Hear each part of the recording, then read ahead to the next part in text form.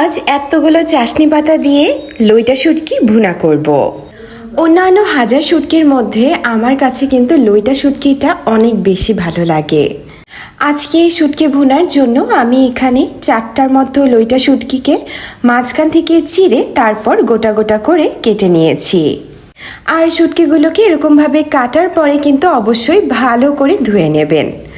এখানে আমি বেশ কিছু রসুন নিয়েছি। যে কোনো শুটকি ভুনায় কিন্তু রসুনের পরিমাণটা বেশি ভালো লাগে। আর এখানে কিছু পেঁয়াজও কেটে নিয়েছি। এখন হলো রান্নার পালা। কড়াইয়ে তেল দিয়ে এরপর প্রথমেই দিয়ে দিচ্ছি কেটে রাখা শুটকিগুলো।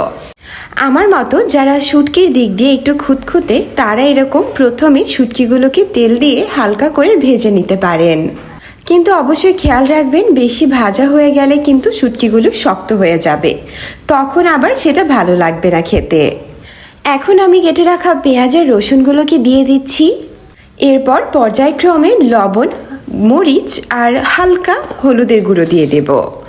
শুটকি ভুনা করার সময় অনেককে আমি দেখেছি পেঁয়াজ রসুন এগুলো সেদ্ধ হওয়ার জন্য পানি ব্যবহার করতে, বাট আমি কিন্তু এটা করি না। আমি শুটকি ভুনাটাকে একেবারে লো ফ্লেমে, মানে চুলার আঁচটা একেবারে কম করে তারপর ঢাকনা দিয়ে আস্তে আস্তে সেদ্ধ করি।